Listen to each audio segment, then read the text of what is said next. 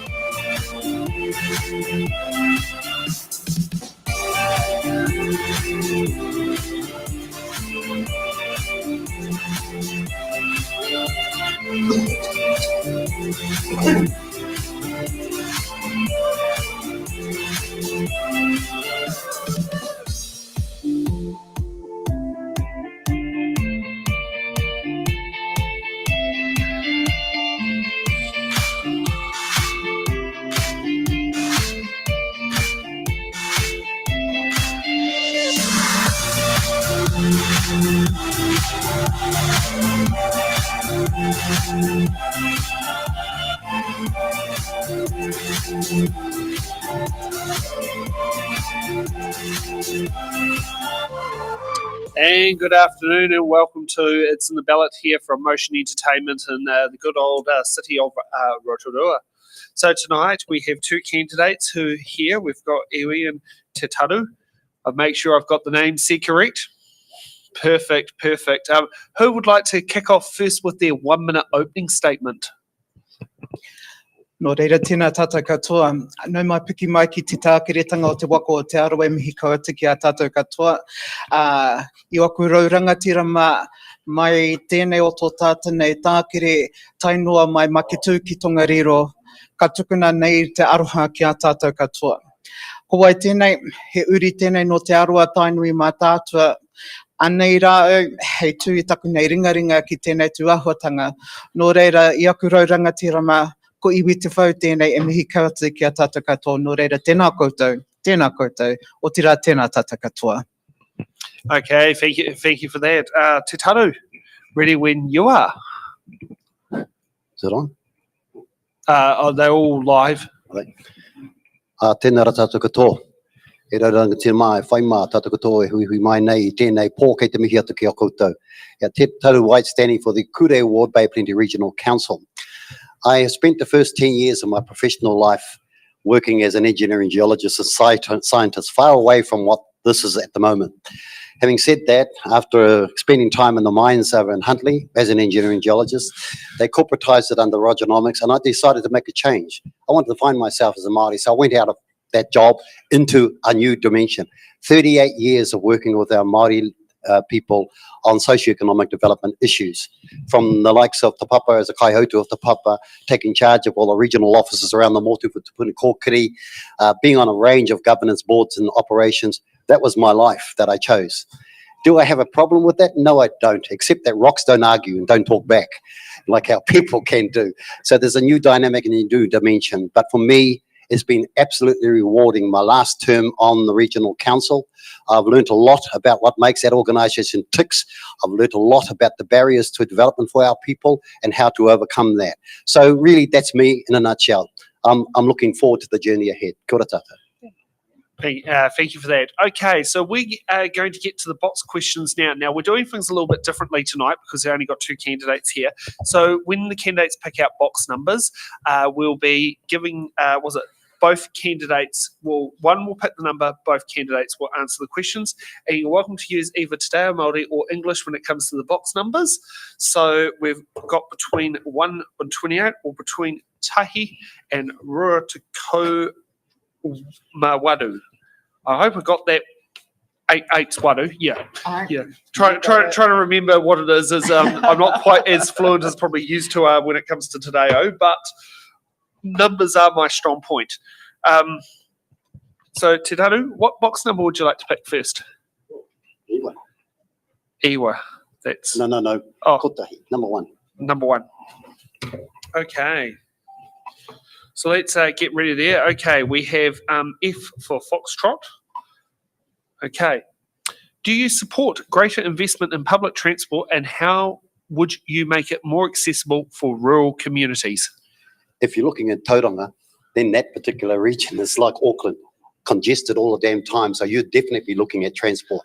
Looking at Rotorua, not so heavy, but you would still be interested in providing transport from an environmental point of view, if nothing else as well.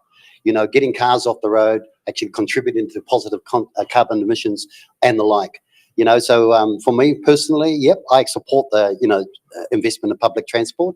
Whakatane and Opotiki would be the same as Rotorua in some ways, that we're not as congested, but nevertheless, we're always looking for efficiencies in transport systems and being able to get our people out of the cars and onto buses, and therefore, obviously, as I said, contributing to positive environmental messages.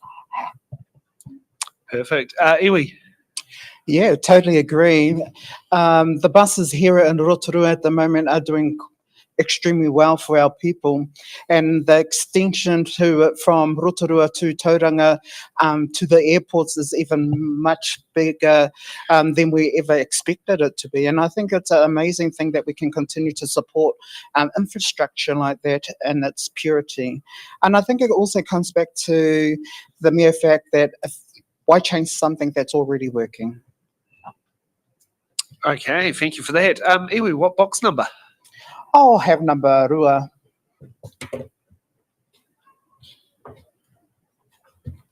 Okay, we got J for Juliet. What steps would you take to strengthen Te Tiriti partnerships? For my campaign, Te Tiriti is a key foundation alongside Mokopuna decisions. The key partnership, I think the word is around equity, and around Māori, we sort of look at it as a sense of belonging and strength. If we have a look at the candidates by myself and also Te Taru, we come from a big background of influences in our lives that have been founded on the principles of Te Tiriti. And for the Bay of Plenty Regional Council, I think this is a value that you're going to get from both of us in that setting. And we are everyday Māori, so Te Tiriti is going to be an everyday thing in the implementation of what we give and what we get. Like anything else, it's about how we apply it and how we strengthen it to support all people within the Ōkurei area, but also within the Bay of Plenty Regional Council. Okay, Te Taru. Well, we have existing treaty settlements already. For example, Te Arawa Lakes Trust has a treaty partnership to look after the lakes. They own the lake bed and they have co-management requirements for the lakes. Very, very important taonga for our people. We all need to step up and take advantage of that fact that we do have the mana to actually exert an influence on how those are managed under a treaty partnership. We tend to forget that sometimes and let that slip and let the two big organisations in a space, well, they think they're the big organisations, Regional Council and Lakes Council, dominate the space. But we can't let that happen. We have to step forward and take advantage of the fact that we have a treaty partnership, signed, severed and delivered. This current government actually is not necessarily helping things, but those existing treaty partnerships we need to make the most of. They become the exemplars of what can happen if you do it well and do it right, and maximise your involvement and your mana around that table. Can't afford to sit back and just let things happen and go past you. So that's my view on that. Thank you for that. Te Taru, what box number? E. Sorry, not letter, number. Or number. Rima. Rima. Unfortunately, it is B for butter, which is something that can be talked about a lot at the moment. How would you stand up for your community interests if it differs from your own position? Yeah. Well, you know, if it differs from my own position, it's because I've actually accessed information that I thought is the right decision to make, right? So I form my decision on that basis of the information that I've seen. The question is, have our people and the people out there seen the same information? You know, because otherwise they're going to contest and have a different view. So we have to try and harmonise the information that is given to us. So I would argue that if I've got information, I will stand by it, but I will also be prepared to be open about what other people might think about it on the same information. So it's about information dissection, information sharing, making sure you're operating off the same song sheet. Because I would not necessarily back off because I had a different opinion. I would want to try to actually put it forward that this is the information. What do you think now? What are you saying that I can actually take on board myself? So it's about the meeting of partners, the meeting of people to come up with a consensus decision around the information they have. Okay, Iwi. Yeah, it's important to remember that we can't please everybody, but we can do is apply ourselves in the way that our people or whoever voted for us for that seat to be their voice. And I think it's quite important that we differ away from differences and actually go back to communication.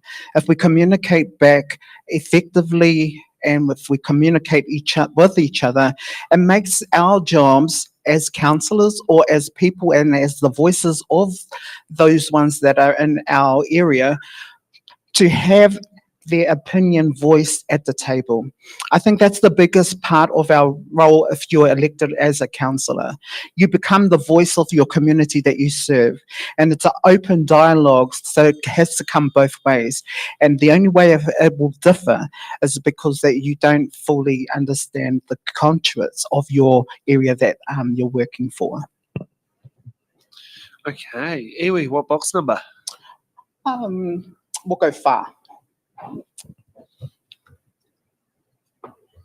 Okay. We got in for Ngarawahia.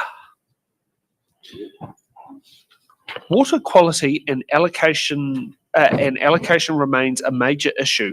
What is your plan to protect freshwater resources for both community use and environmental sustainability? He pātai pai tēnā. I think the biggest thing is that we have to have proper local consultation and reviews. I think it's that dialogue again, the open communication and being open and transparent in all discussions that are related, especially to major issues surrounding our wai. Wai is an important part in not only our Māori culture, but for our communities.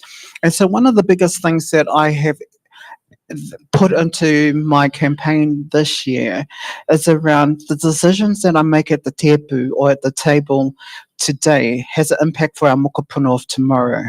And so the mokopuna that I'm thinking about is not just the ones of tomorrow, but those ones that are not existing yet. And so it's the decision that I make at the tepu as a councillor going to be effective for those ones that are still going to be coming to replace our seats in the near future. Okay, Te Taru. Yeah, this is one of the key mantras of my own campaign, the environment and particularly fresh water. You know, we're surrounded by our lakes around here, which is our taonga. The tributaries that run from the mountains to the sea here, all of those are affected by the way we treat our waterways. And I have to say that for generations now, we've actually done our best to pollute our waterways. Now we're trying to play catch up and clean them up. And the job is a hell of a lot harder now, having to try and put together infrastructures to mend that particular sad story.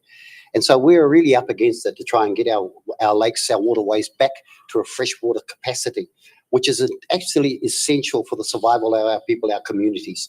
So it's in everybody's interest that we do that. That's why I also look at the Te Arawa Lakes Trust, for example, who have a mandate in the ownership of the lakes bed and the management, co-management of the lakes, to do their best to actually provide solutions for that particular situation.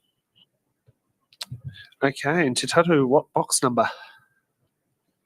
Irima. Oh, we're on it? Sorry? Irima? Rima? We've done the one. Yes. Go. Oh, yes. Got me thinking there. Okay, What is it? and we got Y for yellow. What specific actions will you take to improve community engagement and understanding of regional decisions? Yes. Well, basically, it comes down to communication and practice, really. And one of the things that councils always struggle with sometimes is get their consultation processes right, particularly with iwi. You know, you actually cannot just take that for granted and believe that you know that there are people who are your pet contacts, and I'll put pet in quotation marks, contacts, because you're used to going to them, but they're not necessarily the right ones.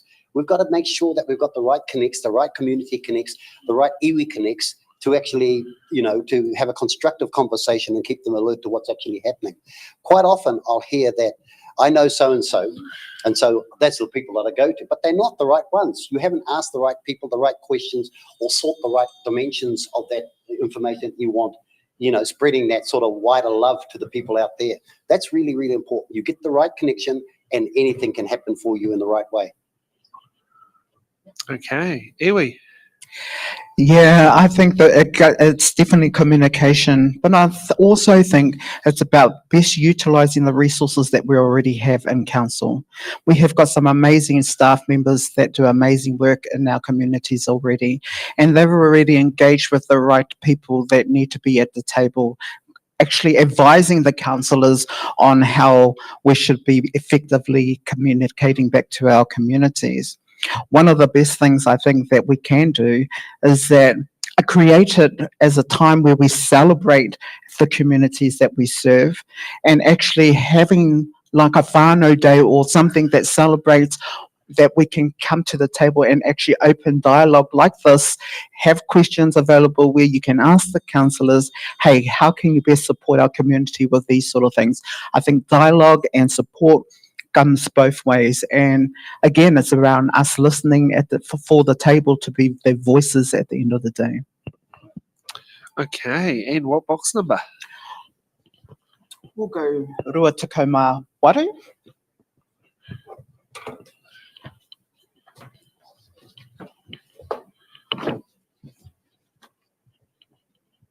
Okay, we got M for Murupara. Do you support reviewing council spending priorities before turning to further rates increases? Yes. That's it. Definitely. It's a huge thing. The priority needs to be given, is the increase of rates going to be beneficial for the priority that is reviewed by council? And is it proper spending? It's always going to be an issue. Proper spending around the economic times that we can see right at this point in time. It's really hard for everybody. I have heard from people that it's really even hard just to put a roof over their heads, food in the cupboards, and actually get our kids to school. So if those are some of the constraints that they have to face in their own communities, then our spending has to be a priority around, okay, is this going to be beneficial for the communities that we serve? Okay, Te Taru. Yeah, no, absolutely. Anything that can benefit spending priorities has got to be a good thing. I pitch my answers by actually being on council and being on these particular situations where you are always wrestling with the priorities. You have needs coming left, right, and centre, and you've got to make a determination, a decision. How do those priorities sit in the context of the money that you have available? Which can create the greatest value for the money that you have? Which is actually, there's so much competition out there for the money. And you know, the government is now saying to us that you don't have the money. They don't have the money. You've got to find that money. You're under huge pressure to actually really deliver according to priorities that you've got to set. Those priorities need to be communicated well with the community so they understand. Otherwise, they'll see themselves missing out because they view that it should be spent here and not there.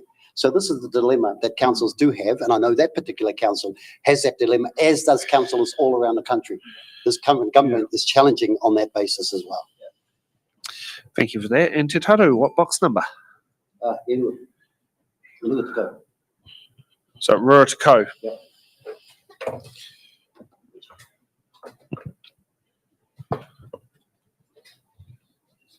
Okay, we've got H for Hapu. How accessible is the current regional council, and what steps would you take to improve its accessibility if needed? Well, I can answer that again from my experience of being on council. You know, it's always a contest to try and open up the doors and actually keep everybody happy that you maximize your communication with them. You know, and it's really, really important that you open the door. So every council meeting, generally speaking, is open to the public to join online or in person. Only when matters of real confidentiality do you shut the doors. You know, and it would be good practice. At the moment, we only meet in Tauranga and Whakatane generally as a board. Be nice to see them come into Rotorua occasionally as well. But that building that they had got wasn't designed to take a large meeting. So therefore it defaults back to the others. So look, I'm absolutely, you know, absolutely supportive of the fact we maximise that openness with our communities. And how you do that has always been a problem child when you're looking at capacity to do that. But hey, look, I'm fully supportive of it. You can always ask Rotorua Lakes District Council to borrow their chambers for the meeting. You know, talk about good partnership between district and regional council. Yeah, that's a good idea. Yeah. Anyway. Actually, I was going to tell, what does Uncle say? But I think it comes back, he hokinga mahara ki taku nei kuia, he kitea akanuhi he kitea pai. When you are seen to be of a influence in the places that you need to be, your actions will speak for them. And I think any improvement is good improvement, and the accessibility of anything that is needed for our whānau and for our communities. And the current stuff that I need to acknowledge Uncle Te Taru about is that he's always been engaging for our community, and that's why I take light in the steps that he has created where people like myself are inspired to go and actually walk in the path that he has done and add your own flair. And that comes back down to community. It comes back to community, your iwi, your hapu, but communication is the key. And it comes back to around how you apply yourself at the same time. Thank you. Iwi, what box number? Oh, rua te kaumawhitu koa. Okay, we've got X for xylophone. As a councillor, how would you work collaboratively with your fellow councillors to deliver on your promises? He pātai pai te ko tēnā. I think the biggest part that we have to do as councillors is to work collectively as a team. As a sports team, you have all the different values of every single person on your team. You have a role, you have a part to play. And in the council, you are so similar in the same sense. We all have a role to play, but we also bring certain unique skills to apply to make the common cause better. And I think it's not until we have those open and robust discussions that sometimes we're going to have these debates around, but those are robust discussions that need to be happening, or people wouldn't put us into those positions to be at the table. And so to answer that question, I think the biggest part is that when you apply yourself, you get the results. And Te Taru. Yeah, collaboration is nice to have, but quite difficult and challenging when your elected members come from different political parties, different parts of demographics, and so on and so forth. So you've got competing interests immediately around the table. And also from a Māori point of view, on the regional council, you've got 3 Māori seats and 11 non-Māori seats. So you've got that battle to overcome as well. So the issue really is, how do you draw alliances that actually matter to everybody, that matter to a common interest of actually improving our situation as a region? That is the journey. So if the 3 Māori ward members are working together and tight, then they can articulate a stronger story and picture to the other members of council, despite their political leanings. That is the way to get it across the table. And my own experience has said that that's a successful pathway in order to make things happen. Otherwise, you're going to be fighting all the time and you're on a losing streak to nothing. So that's it. When you're actually outnumbered, you need to have those alliances and draw that intelligently. Sounds very constructive. Te Taru, what box number?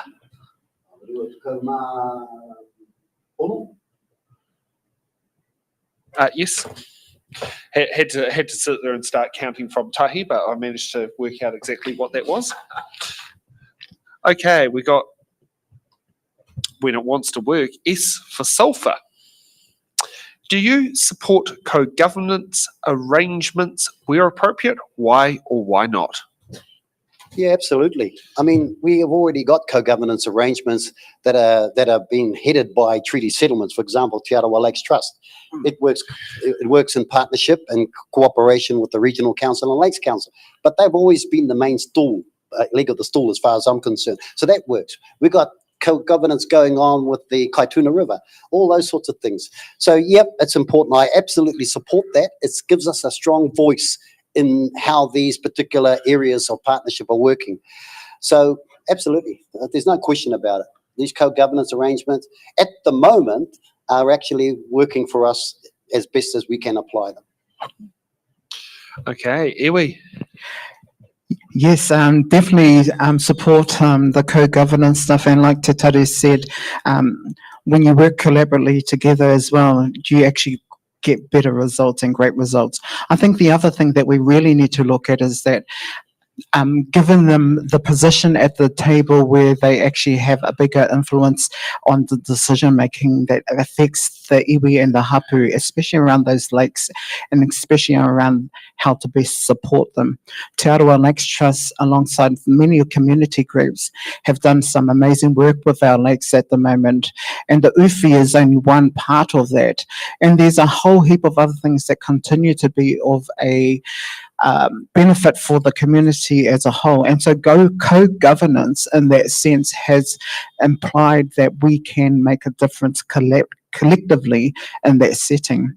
The other part of that is that we need to actually fully utilise the co-governance boards that are out there. Okay, and what box number, Iwi? Rua tekau mā tahi, my age. Sorry, it used to be the voting age at one stage as well, until I think the mid-1960s, and then 1975, I think it got lowered to, Te Ko Mā Waru. Yes, you're right. Yes. Okay. We got O for Ōkurei. Do you support borrowing to fund major infrastructure, or should we focus on a pay-as-you-go model? Well, it depends. And so I was actually really thinking about this very seriously the other day.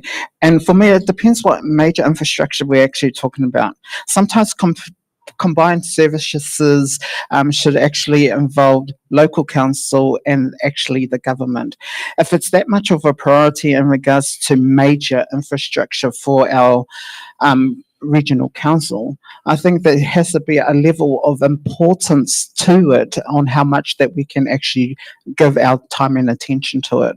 One of the biggest things around infrastructure is around how much of this is going to be of a benefit back to the regional council and what we can apply to give to our communities. The other part of it is that is this infrastructure really going to be of a benefit for our people in the long run? And so that's the question that should be asked. Okay. Te Taru. Yeah. Funding for infrastructure has always been the big debate over the decades. In fact, lack of funding and lack of concentration on infrastructure has got us in a mess right now, where we've got failing infrastructure left, right and centre, and we need help out of this space. The government is saying, well, we don't have enough money for this, and therefore the implications come back on the community to potentially fund this. We can't keep doing that. No way. So basically, I'm all for support for borrowing for major infrastructure. For the regional council, you know, it's got one of the delights of having a CCO, which like Quayside, this is a $3 billion organisation that pays it a healthy dividend. We've got to be able to try and apply that dividend to supporting infrastructure, but we also have the capacity as a regional council to go out and get loans. We should try to do that, not and put the imputation on the communities, because they're already hard done by as it is, and it is not their fault that the infrastructure has taken so long to be addressed. It's the delays. Okay. And Te Taru, what box number?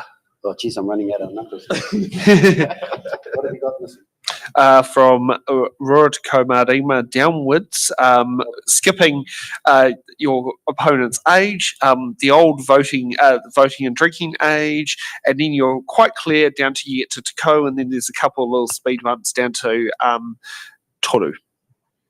Oh, Toru then. Okay, now it's down to Iwa. Okay, we got Z for xylophone.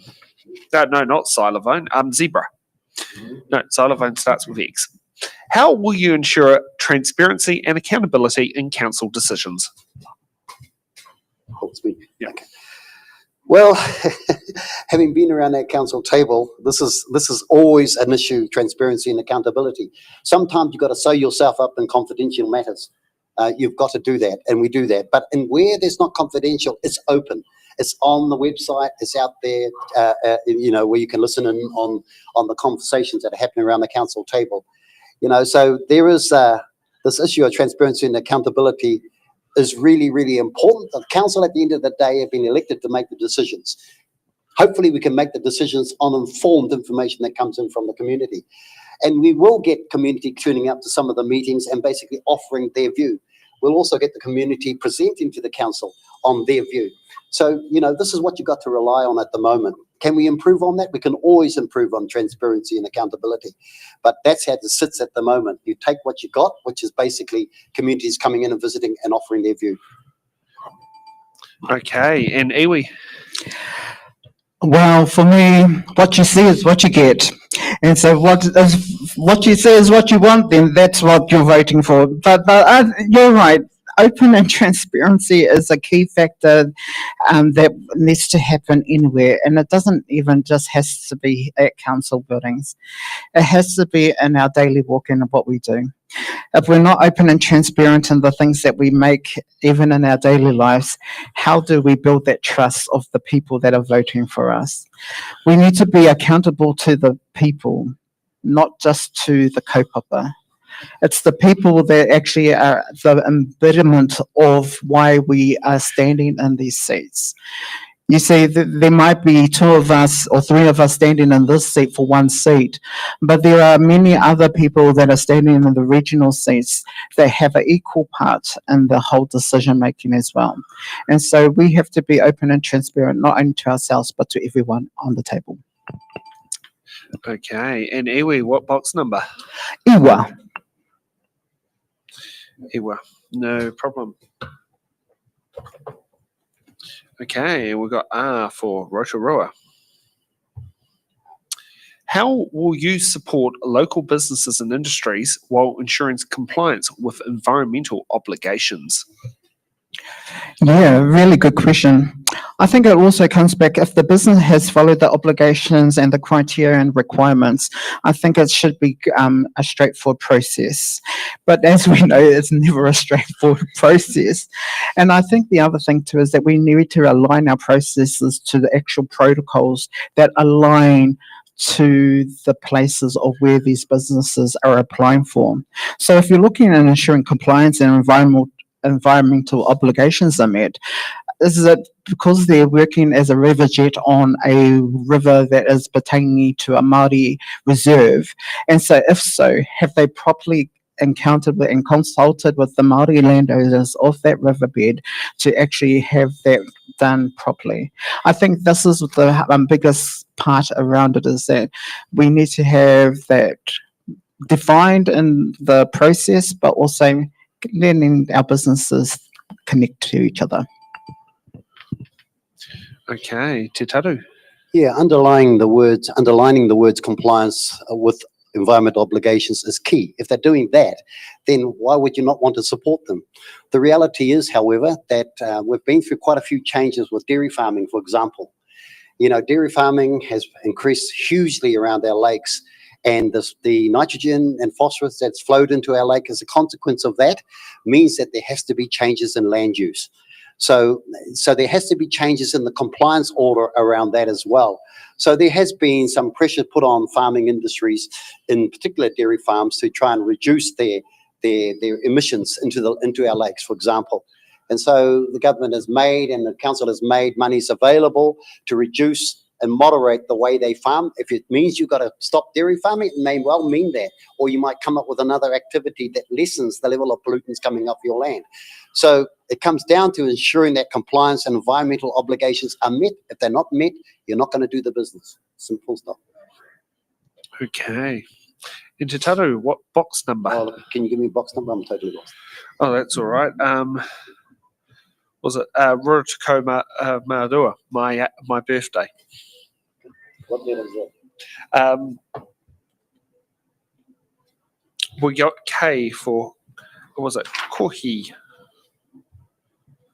Rates have increased significantly in the last 3 years. What will you do to ensure affordability for ratepayers while still funding essential services? The underlying issue here is essential services. You know, those are the things that, because they're essential, you're not going to be dropping. Although you look to actually be more efficient in the provision of those essential services to provide some additional funding resources availability. But what will you do is to ensure affordability for ratepayers, everything you can.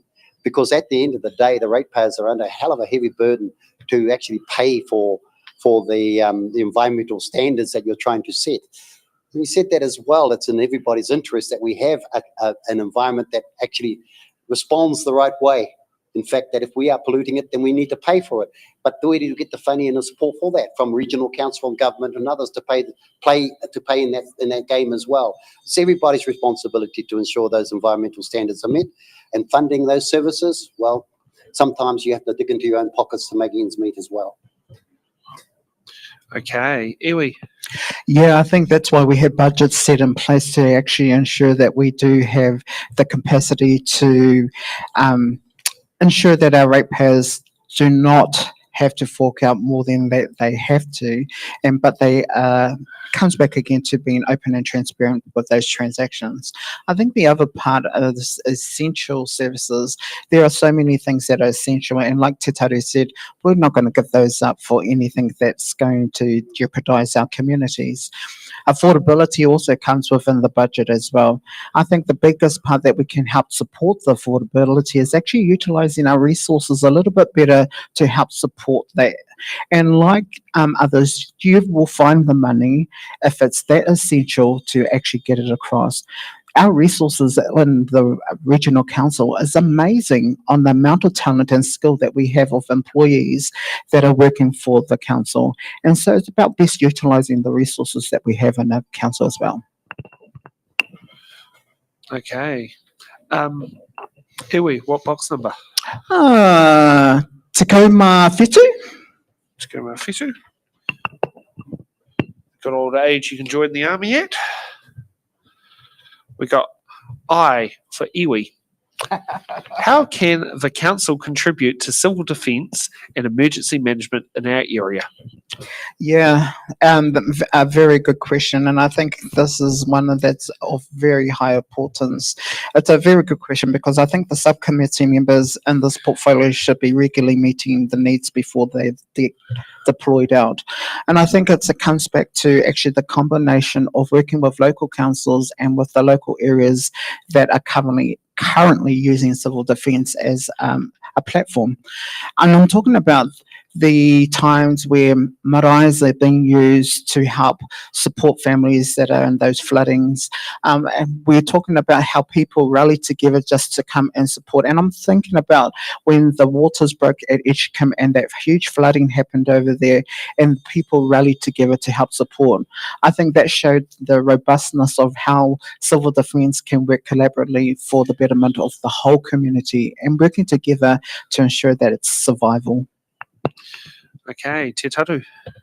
Yeah, the regional council has teams that respond to this pretty quickly and work with the emergency service and civil defence people out there. And he was right, marae's become favourite gathering points and have the ability to cater for large numbers of people in these types of emergencies. So marae are central to it because our people know how to come together instantly and actually be able to have the capacity to deliver the services much needed to our people in that sort of dire straits. So the council does have these teams available that can respond in quick order. And, we're always looking for the perfection in how those teams operate. From my experiences, they operate very well, and there's a limit to how much you can do, but they do their best to actually service the community with the cooperation of iwi in a number of particular situations. Okay. And Te Taru, what box number? What was the box number? I'm lost. Ono? Was it? Ono, was it? Ono, yes. Yeah. Or not? Ono, yeah. I was over my head. I was like, it's definitely 6. It's not 9. Yeah. Okay, we got C for Charlie when my Stream Deck would like to sit down there and work. Okay, we're going to... Oh, it finally has... how will you ensure the unique needs of the Ōkurei constituency are strongly represented at a regional level? Well, you need to have our Ōkurei representatives working with our general representatives for the Ōkurei region, Rotorua, working well together as a start. Secondly, you've got to make sure that your Ōkurei representative is working well with the other Māori representatives in the other regions. So that's collaborative thinking, creating scale to influence change for the better, for your particular communities of interest. That's the nature of the beast at the moment. You've got different demographics, as I've said before. People arguing for what's best for their particular area. I am definitely committed to Rotorua, as has by other colleagues been as well. Then you've got to take it to the main part of the board and convince the rest of the board members.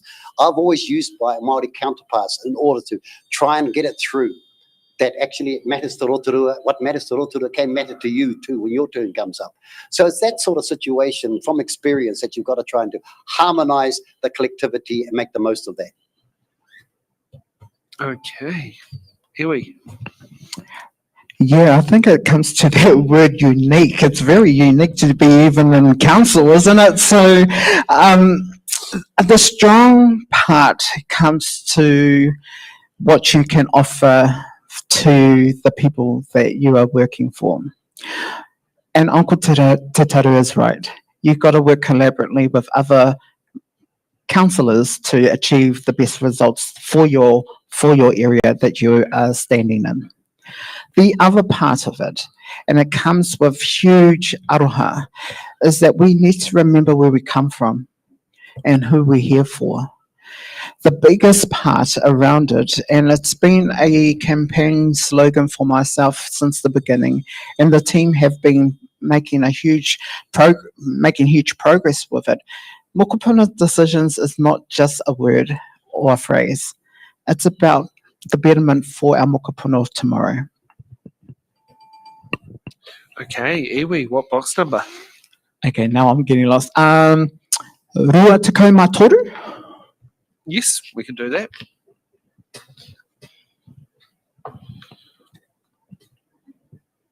Okay, we got W for whakatane.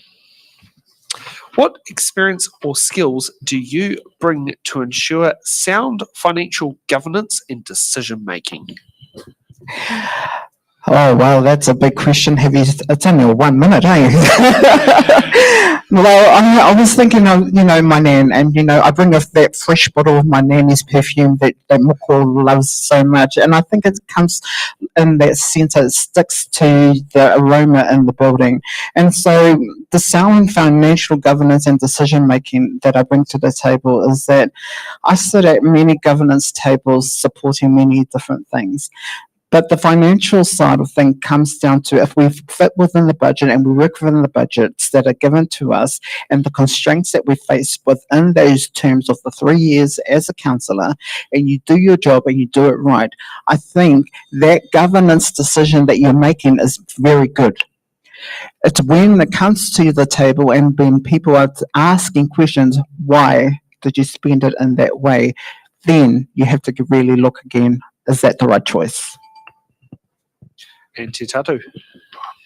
I hark back on my 38 years of working on the socioeconomic needs of our people across a whole raft of disciplines, including governance on different entities, where financial governance and decision making is vital to the lifeblood of that particular organisation.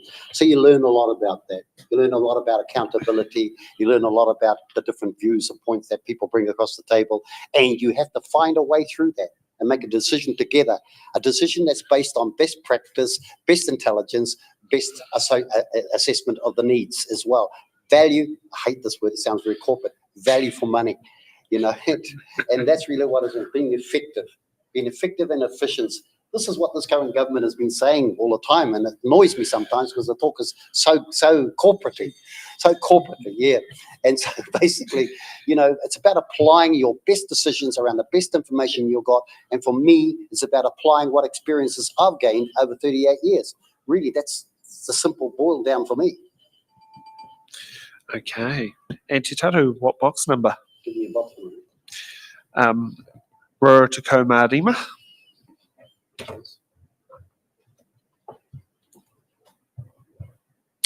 Okay, we have E for echo.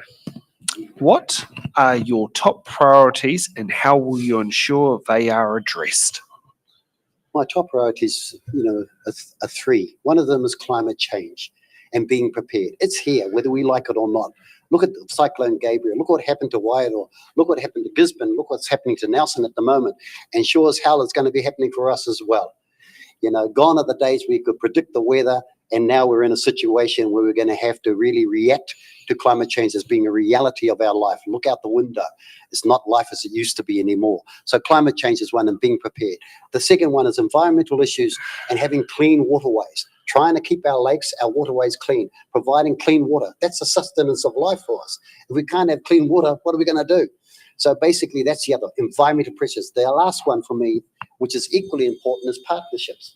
And I keep on going back, and I'll hark about this all the time, is about the tiriti o waitangi as a principal driver for how we should be looking at ourselves and being part of a community that's inclusive, that involves all of us. And from an iwi perspective, that's actually what we're asking for, to be included in our own country and the decisions that we make moving forward.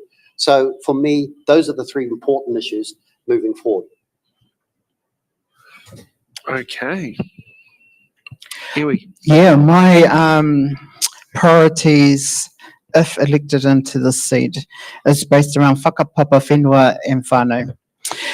I take that with so much strength because for me, whakapapa is driven in the sense that without our whakapapa DNA, we're striving for the success of our whenua and our whānau, and then our roles as councillors at the regional council shouldn't even be there.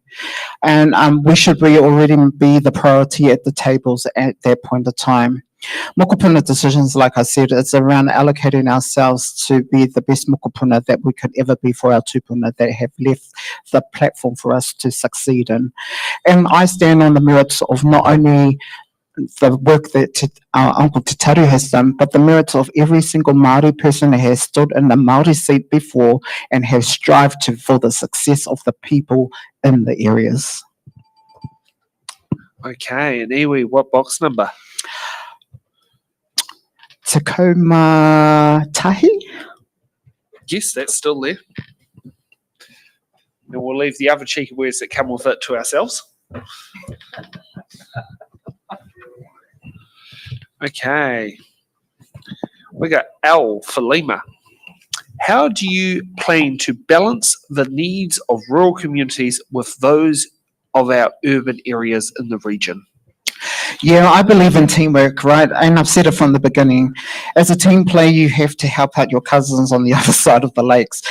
We do that quite often from Maria Turutuiti, very strategically, as I must add. But I say that with so much pride because it's a question that needs to be balanced between the needs of what the outcome is needed for that situation to happen.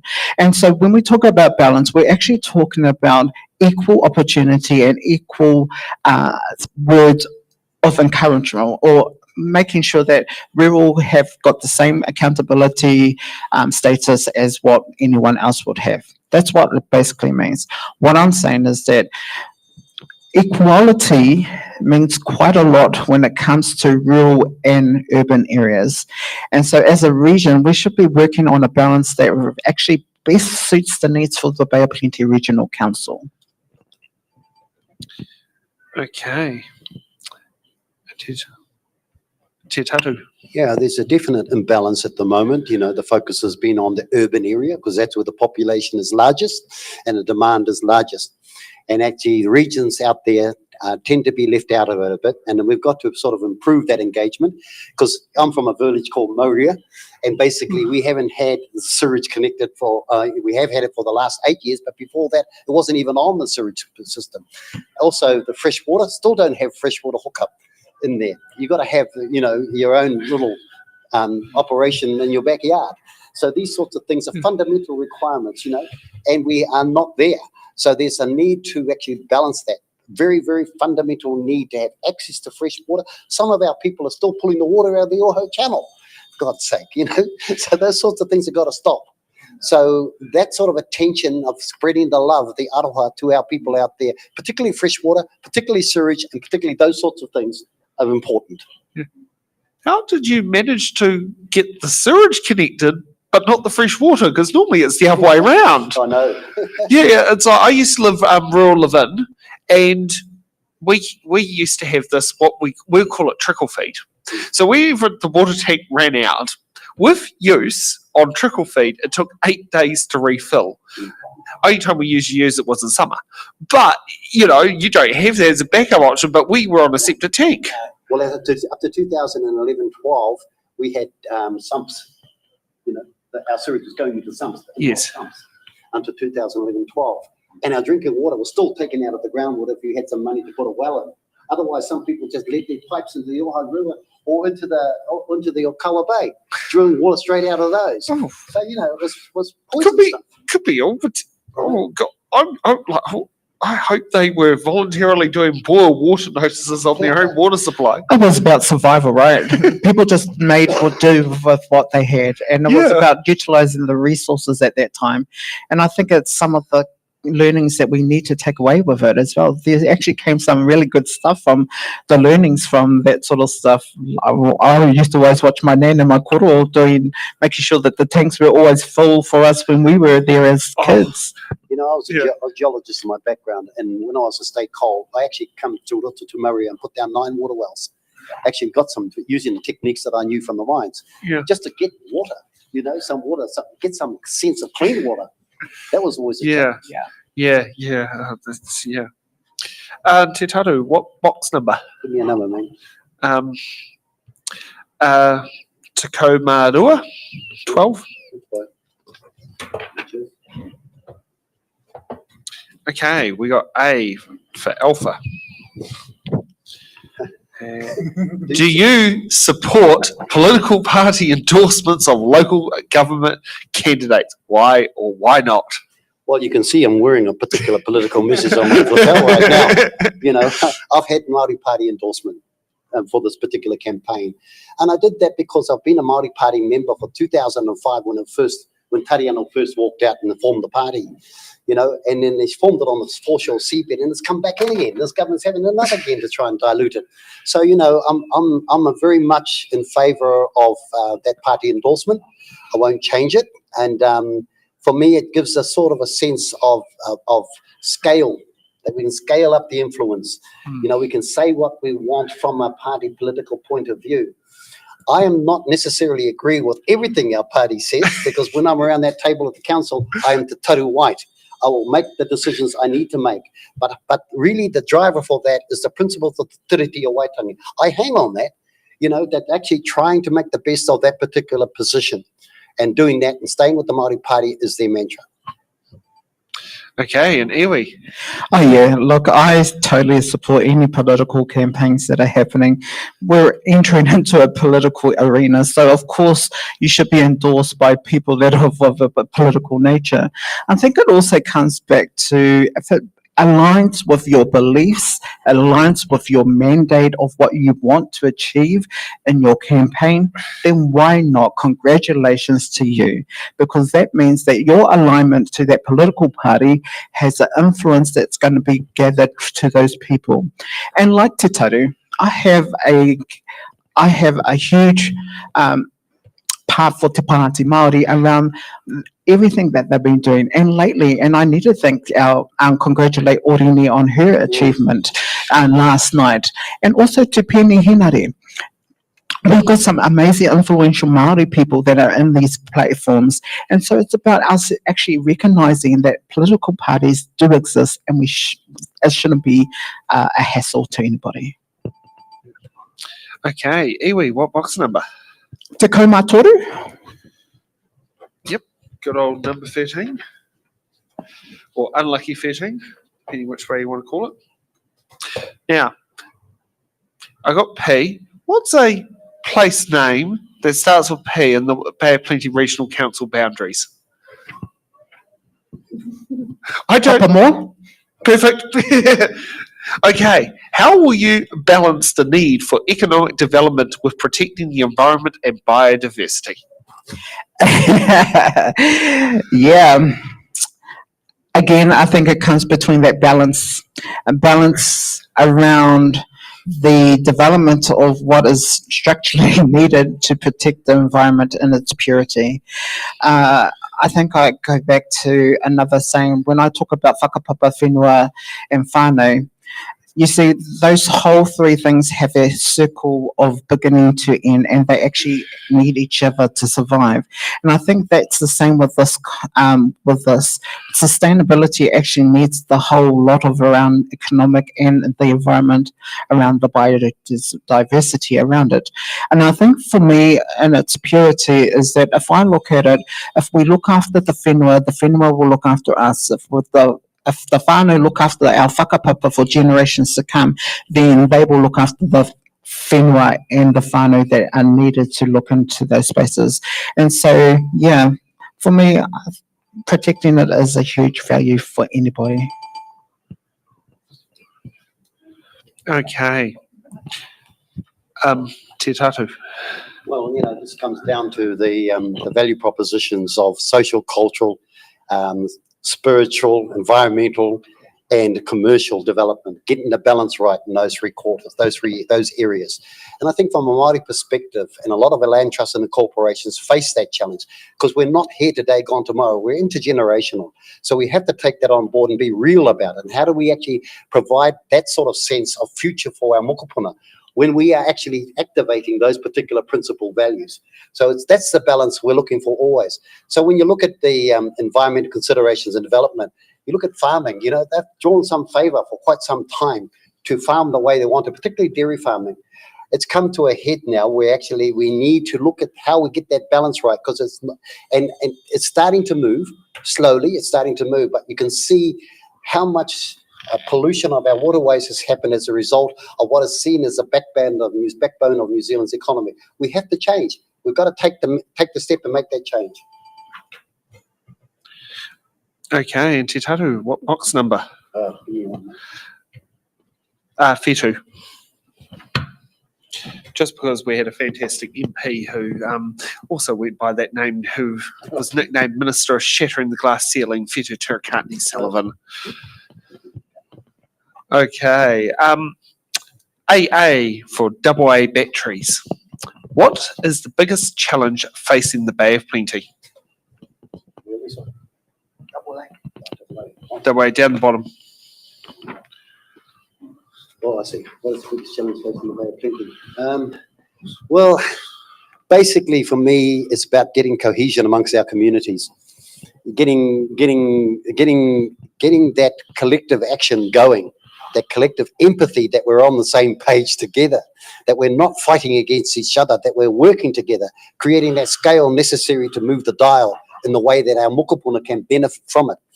You know, I look at ourselves as an iwi, and, you know, we have got to get over ourselves sometimes, because a lot of the times we can agree amongst our own selves, which actually makes us vulnerable to the system, saying you guys can't agree, therefore we'll do it for you. So those sorts of things around creating that cohesiveness is our biggest challenge. You know, you're trying to deal with a multiple of peoples, multiple of demographics. The only way we can do that is try and strike that common interest. Okay, iwi. I think the biggest challenge that we're facing in the Bay of Plenty is the cohesion with local government and regional government. My understanding around it is that if we can work collaboratively with better surroundings of people and the dialogue and narratives that they share, I think we could have a really good area of influence that will take the spotlight for other councils and regional councils to shine. I know there's been debate around regional councils not being existed and we should be shafted. There's a huge importance around regional councils and the sustainability around it. It ensures that there's a voice at a regional level, but it ensures that collectively in a Bay of Plenty area that the people that matter, and I'm talking about the people in general, they have influence at the table because of the people that they're surrounded by. And the biggest challenge for me is us, the people, against ourselves. Okay, and for the last box number to go, iwi, what box number? Okay, I am lost now. I can't remember. Ruatako mā whā? Yes, we can do that one. We've got 14. Okay. Okay, we got AB for the All Blacks. How will you support the implementation of Te Mana o Te Wai principles in regional decision making? From the beginning, it has been my stance to being present, being aligned, and continuously updated by our whānau leading this project. We both Uncle Te Taru and I know a few people that are leading in this matter, and they have got some amazing skill bases, and I am guaranteed that the influence that they have in regards to this is going to be a game changer for everybody, and it's going to work for everybody. I would have thought I was going to come up with one of the hard-hitting questions, but you know, I think the team, as long as the team is working together and ensuring that the outcomes around the principles in this claim fits Te Puna o Te Wai order. It's around the cleansing and it's around this the longevity of this whole kaupapa around our wai. And Te Taru. Yeah, I think the notion itself, Te Mana o Te Wai, is the key. It says it all. Putting the water first, you know, from drinking water, access to it, its cleanliness and everything else that comes with that. You know, it's interesting that the government of the time has sort of reordered the priority around Te Mana o Te Wai. So that's a challenge for the councils. It's a challenge for people as well in the context of looking at water and how important it is to us. You know, so diluting that space by those sorts of comments at the central political level is not helpful. You know, it's distracting from what is most important to human survival, to our survival. And our people will be very, very vocal around this particular point, will not move off it, in my view. Te mana o te wai is something so important and integral to our culture and our safety and our future for our mokopuna. Get diverse from that and we're in trouble. So that's all I've got to say. Okay. So should we take a quick break or should we just go straight into hard-hitting questions? Let's go hard. Yeah. Okay. Can you roll the video clip, please, Henry?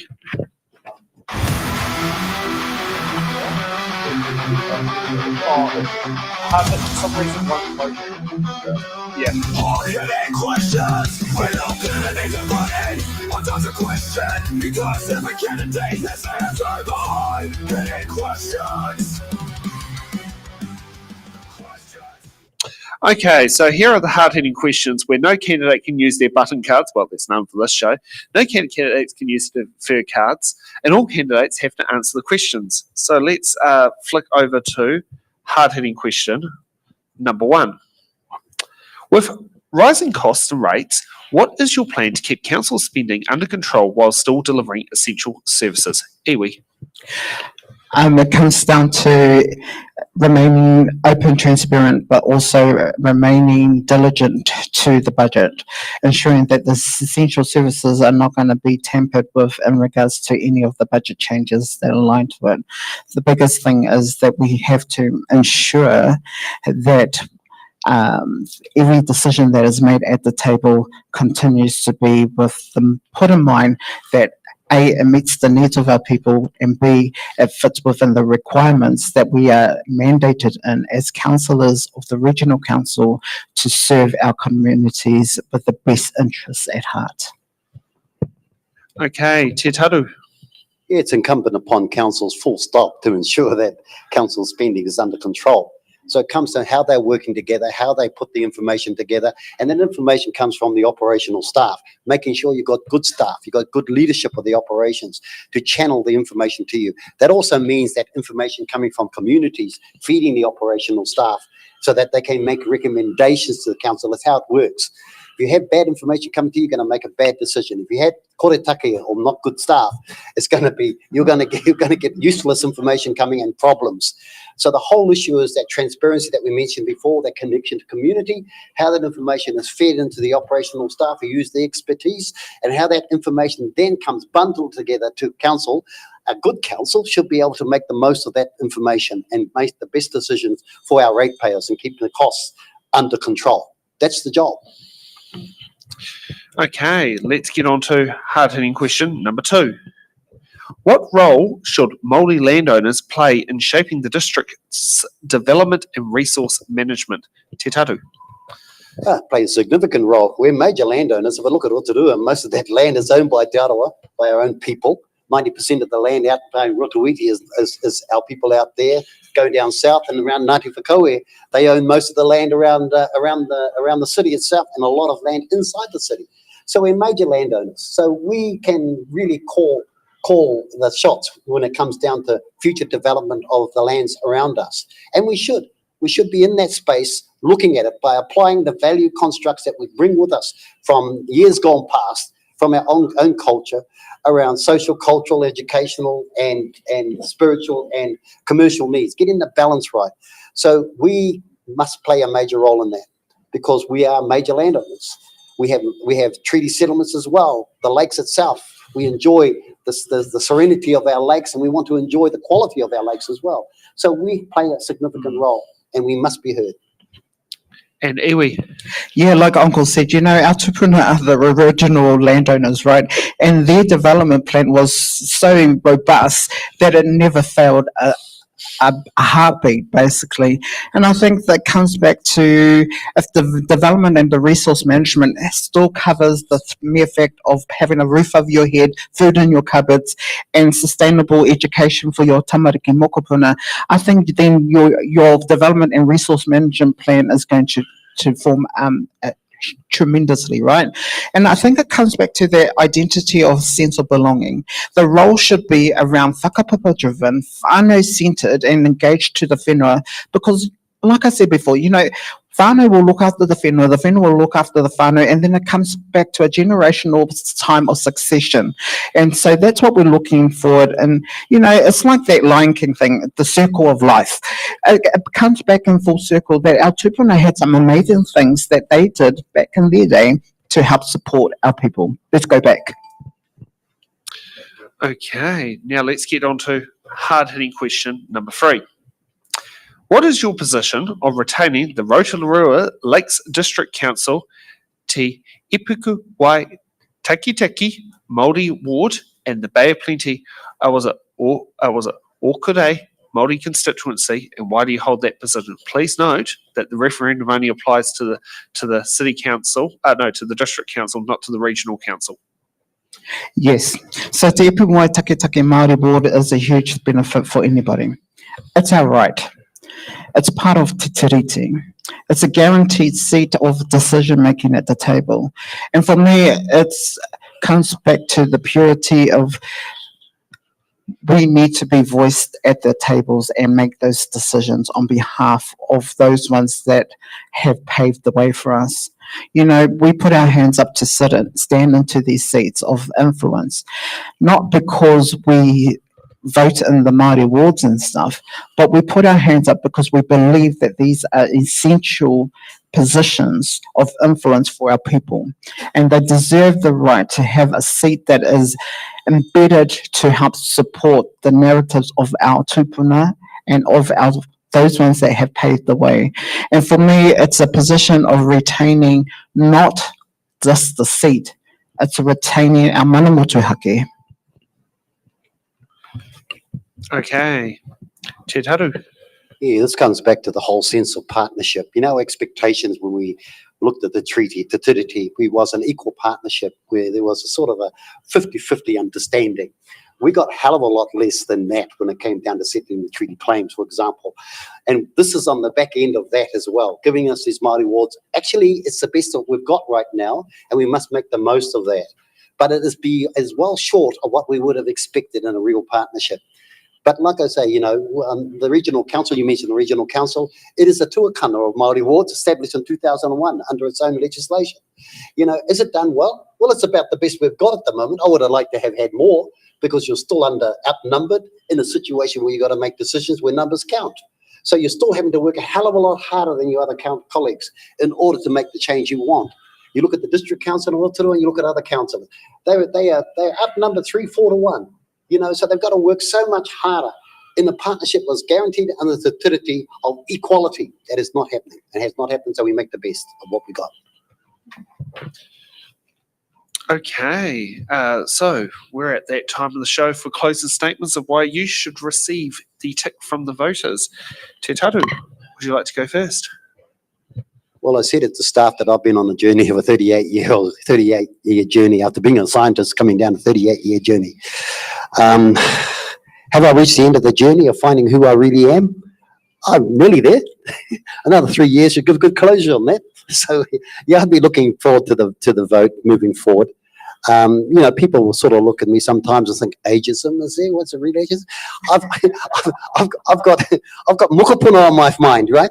My focus, and I've got it on my poster as well, a better mokopuna future. And I really believe in that. I've got 20 mokopuna, right? And I really want them to thrive and thrive well. I have the expertise, the experience over the years to still complement that opportunity, and I want to do that. And so what I'm saying is that if the vote is for me, I'll do my best to continue the mahi that I'm doing. I can articulate a lot of things that I've done already on the council that have made a difference, but not here. I won't state that here, obviously. Kia ora. And iwi. Ka hoki ngā mahara ki taku nei tūranga. Ko ngā mokopuna ngā mea nui he whakapainga I ngā āhuatanga o tō tāta nei ao. Mokopuna decisions is my basis of this campaign. We are all mokopuna to somebody. Those tupuna that have paved the way for us to be able to stand in these positions of influence ensures us a place that we can be open and transparent in the things that we do. My stance has been simple from the day one. When I rang up Uncle to tell him that I was standing in the seat, It was about ensuring that his legacy that he had done for many years for this seat, he knows that there is someone that will continue that legacy. But that there's somebody that is in equal partnership in the same vision and mindset of moving forward. Tēnā tātou.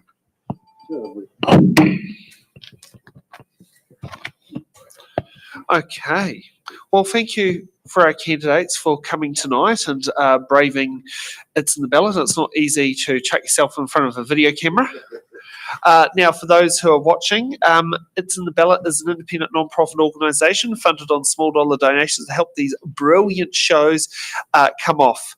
If you'd like to sit there and help It's in the Ballot in its campaign to make these shows happen, you can head to our website, go on it'sintheballot.nz and click on donate here, where you can put in a direct credit deposit into our bank account. You can also go onto Eventbrite and do a koha with donations or koha without missions ticket that can help fund these shows. You can also donate to our Give a Little page, and if you're watching live on YouTube, you can give us a super chat, or if you're watching us later on, you can use the option of a super thanks that can sit there and help fund these shows. I'd also like to thank Bay of Plenty Regional Council for accepting a grant to pay for the venue hire for this. It has helped deliver not just Bay of Plenty Regional Council candidates, but also Rotorua Lakes District Council candidates the ability for It's in the Ballot to go ahead. It's not easy to fund these things, and I'd like to thank Bay of Plenty Regional Council for coming to the party. Thank you to our candidates for participating. It's a pleasure meeting you both.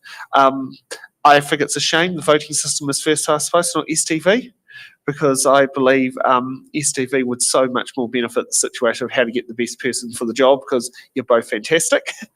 I'd also like to thank Henry in the studio for making things work, Nick, our candidate liaison, for bringing things up, and also for Stacey, for Laura, for Paul, for basically doing their bits to make this show go ahead. If you want to sit down there and follow more of our shows, we're back here tomorrow at 10 a.m. for the Rotorua General Constituency of the Bay of Plenty Regional Council before we hit more into Rotorua Lakes District Council venues. Thank you for watching, and we'll see you back at 10 a.m. tomorrow morning.